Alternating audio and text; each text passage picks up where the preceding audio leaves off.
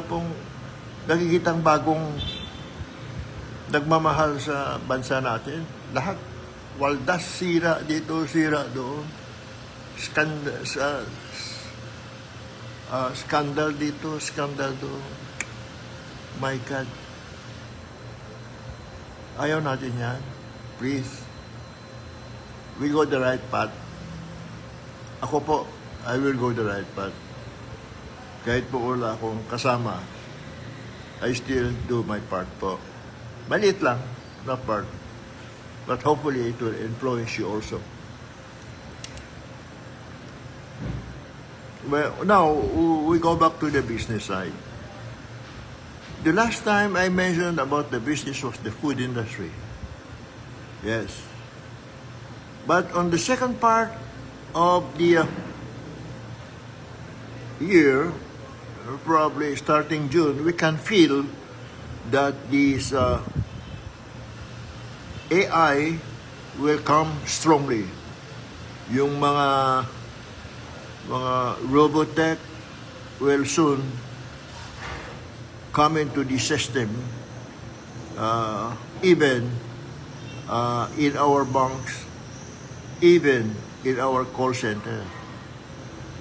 For all you know, one day, there is only one central command computer that is under control. All the rest are artificial intelligence robot answering your needs, answering your inquiry. That will happen. Therefore, we know that. We prepare for that. I encourage you to find a way to survive.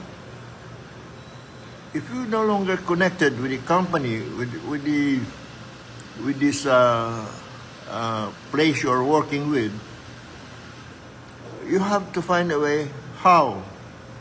And think of money creating money. That's how you're going to use your sense now. Hindi na po pwede yung tulad noon na mga hard-earned, hard work. Hindi na po trend yan. Kawawa lang po katawan mo dyan. Ngayon, ang sistema po iba na. Dahil po sa mabilis na technology na ginagawa ng negosyo, mabilis ang lahat. Dati po, when we make an order sa Manila, tawag kami 109. Tagal pa po minsan makakonect bago maka-place order. Ngayon po, very, very fast.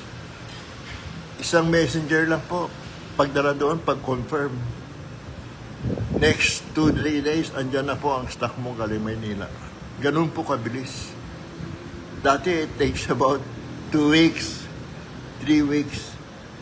So ngayon, if you are doing 2-3 weeks delivery, you are nothing but a shit. Wala ka na po. Hindi ka na kailangan ng ekonomiya po. Wala na yun po eh. Even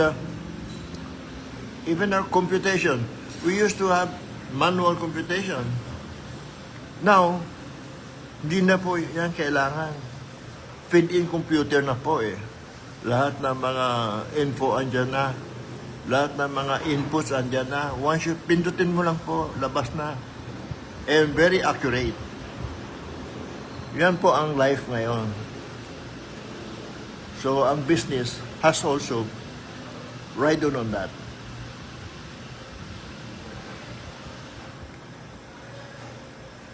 Now, ang nakikita ko in the next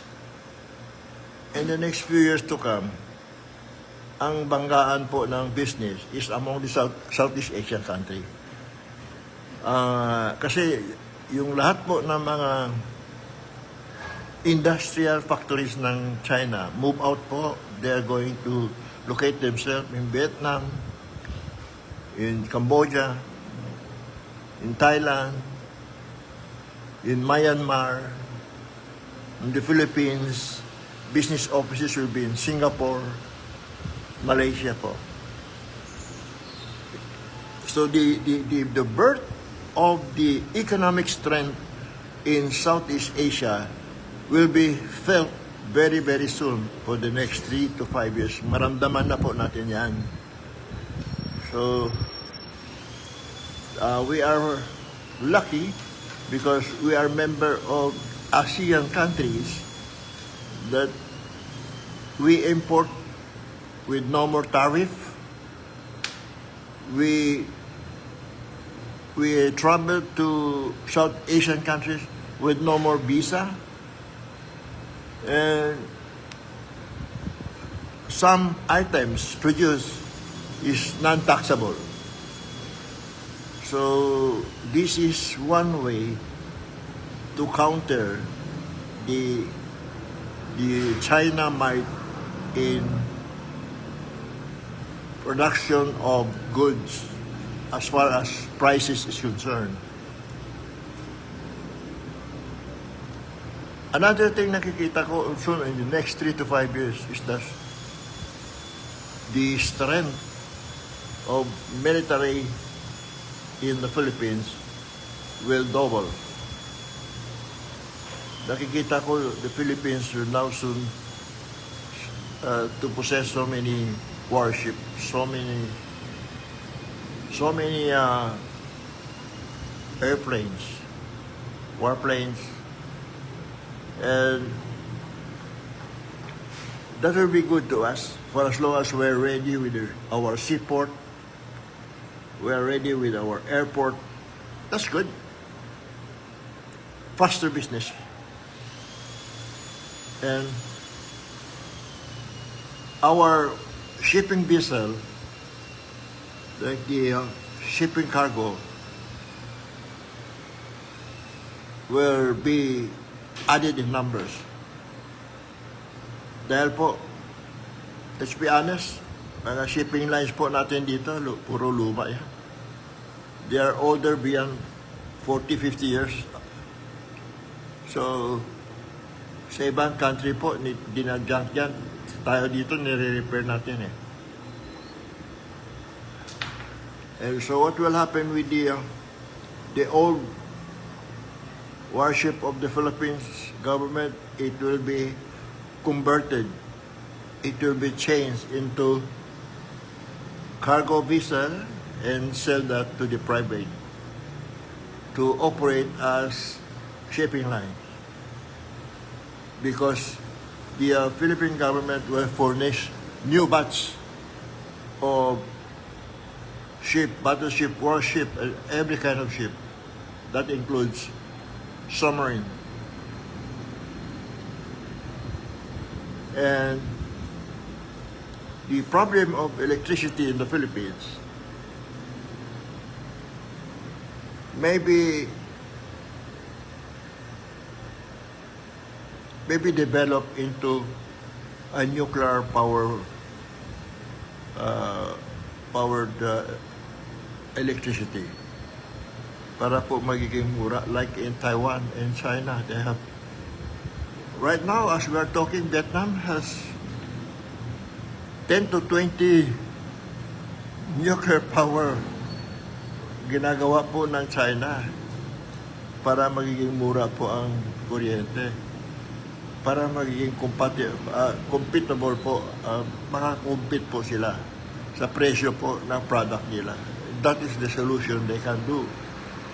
And we have to do it too. Kasi ako, I feel very pitiful para sa bansa natin kasi we lag behind. Sobra na po yung iwan sa atin in all aspect.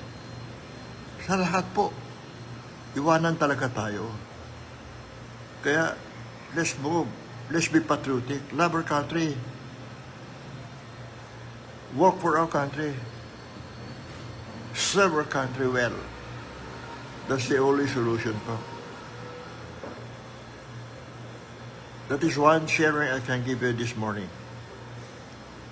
I'd like to see you again sometimes tomorrow, and I will try to research now what should be my contribution to you tomorrow morning. Thank you guys. Salamat po sa lahat. God bless. I love you all. Bye-bye.